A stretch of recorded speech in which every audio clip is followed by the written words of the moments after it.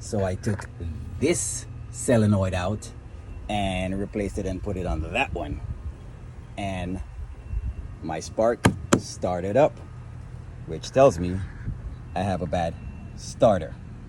So I took the starter out, and that's how I figured out my little troubleshooting method is we have a bad starter.